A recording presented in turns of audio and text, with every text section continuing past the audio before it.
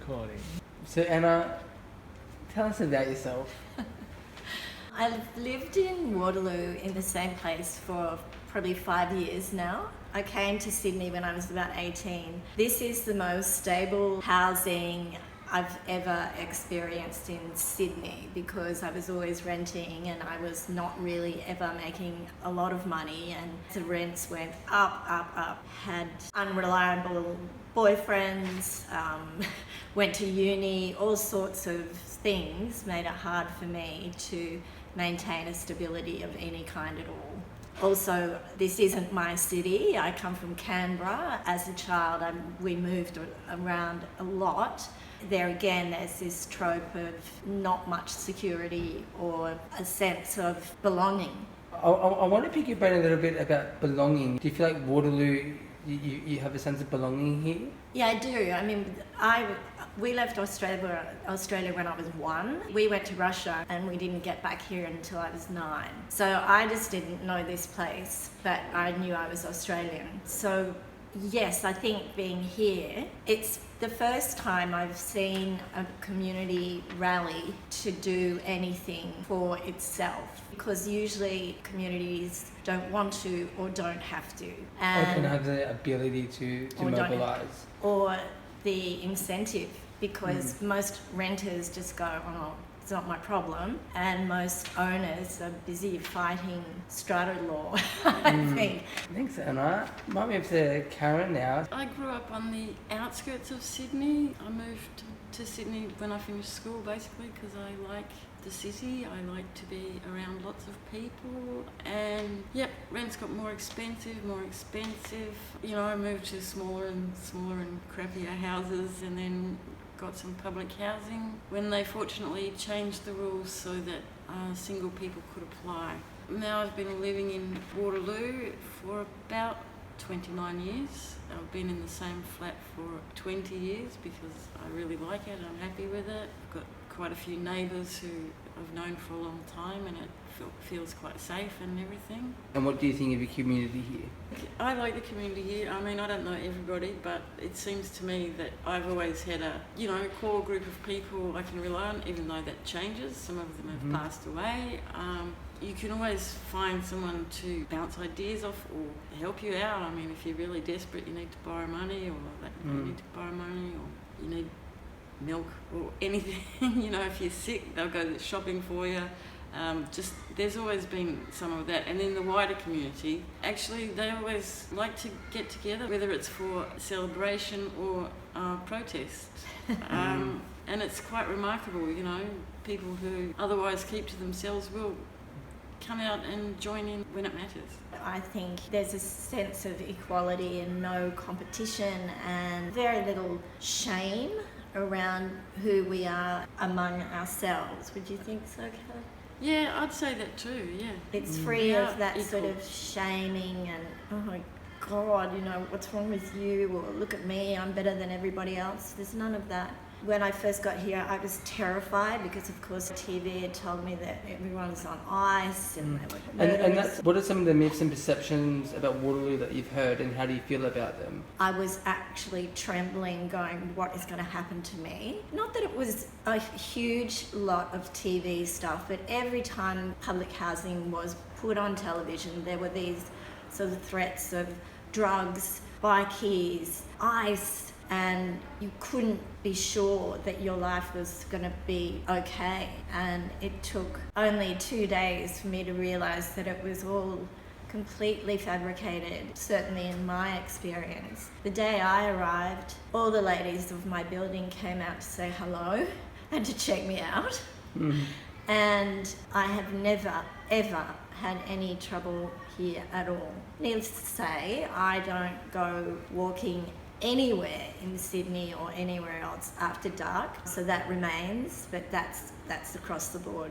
How do you feel about the perceptions though? Do they make you angry that there's the stigma attached to social housing, and particularly Waterloo? Not really, because before I got here, I remember a friend of mine drove through and I looked up at the towers and went, oh my God, how can people live like this? So I can't say how dare you think like that, because we're all sort of schooled to just make horrible presumptions about what it is and who they are. I was certainly the same personally before starting the job. I had no idea what to expect. You heard of suicide towers? Yeah. Yeah. So Karyn, same question to you. What are some of the myths, perceptions about Waterloo that you've heard, and how do you feel about them? Well, look, I honestly hadn't heard anything about Waterloo till I moved here. Even while living here, the things you've seen in media, TV and all that. Yeah, well, I've heard of suicide towers. I've heard them called that. One old man was very sick and he jumped from a window, and that made them suicide towers. I don't know. I've heard of people being thrown from balconies of expensive apartment buildings, and they're never called murder towers for some reason. And yeah, there was a lot of sort of car crime when I first moved here.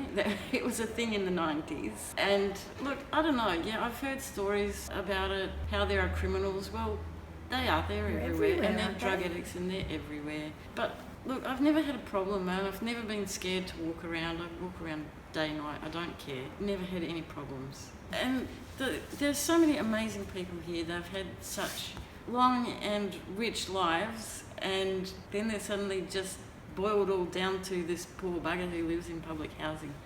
That they probably don't deserve anyway. Do you know what I mean? There's that too. Like, it's a slum, but God, they're lucky. You know, they don't know how lucky they've got it. And housing's a privilege, according to previous Minister Fru Goward. Yes. Well, yes, it is for all of us. I think it should be a right, but yeah, well, that's true. In light of that, how do you both feel about the redevelopment? Maybe just a few words that you would use to describe the redevelopment. A cynical cash grab that is going to fail and cause great upheaval and heartache. Karyn? I think it's a cash grab too. I think they're not going to get much cash out of it in the end. But I think, basically they just thought that Waterloo was too good for the likes of us. They want better people to enjoy the benefits of Waterloo. We've both been pretty active in these last 5 years since the redevelopment was announced. How do you feel about the process so far? We're still here. Now, I don't know if that's because of anything we did or simply because they had nowhere to put us. I mean, you sit there and you talk and you answer all the questions, and they just go, yeah, that's very interesting, and then they kind of ignore it. They just do what they were going to do anyway. But they don't know what they're going to do. Well, there's that too, so... Circular. Due to the process and how it's all been handled by government, do you think that people are largely disengaged from the process now? Yes, and I think we always were, because what we were given were yes/no questions and answers, never really given freedom to speak normally, because we were sort of, do you want this or do you want that? Even a question like, why don't you want it, was never really articulated. Since Minister Brad Hazzard announced the redevelopment in December of 2015, what are some of the missed opportunities or failures in the process for the community? So how do you think from the outset that things could have been done differently or better, and how do you think that would have changed an outcome? I actually wish that I'd protested harder against the metro being here. There was one vote in it going to Sydney University. They need it there. But no, it went here to unlock the land value of Waterloo, of the Waterloo estate. And now, just recently, I saw something about the metro where the shops and offices they're building above it are going to unlock the value of the metro. I mean, if the metro was the key, how come it needs a key to unlock it? I just don't get it. As far as public transport goes, it's not helpful. It would have been much better somewhere else. And it's a really crappy way to design public transport, to be honest. We're just building stations where you can sell the land. Yeah. You said that you wish you had protested harder when the metro was announced. Is that because you didn't protest as hard because you believe that the government had the right intentions for the community?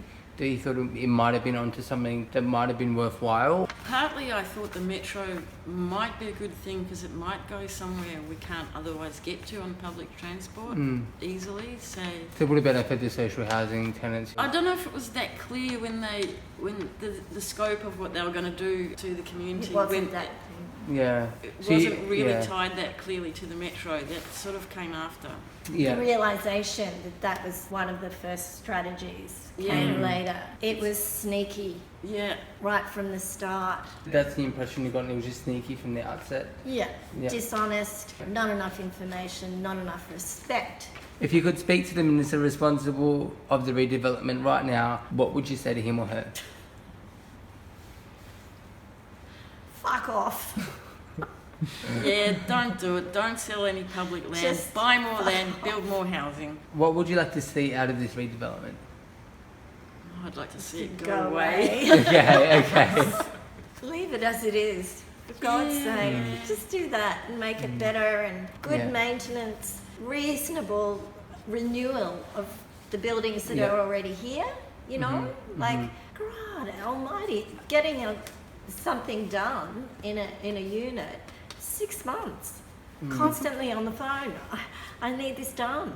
Stop it. And what about human services? Look, I think there's a screaming need for some extra help for people moving from homeless to a home unit, especially when they've been homeless for decades. Some more wraparound services. Yeah, some more wraparound services, exactly. There's a lot of people I've met here who you might give them a booklet, but you know they don't know which page to read for For what someone they that's been want. homeless for 10, 15 years, Yeah, yeah. to be given housing, which is incredible, but they don't know how to manage themselves It's and really take care hard. of their property. Yeah.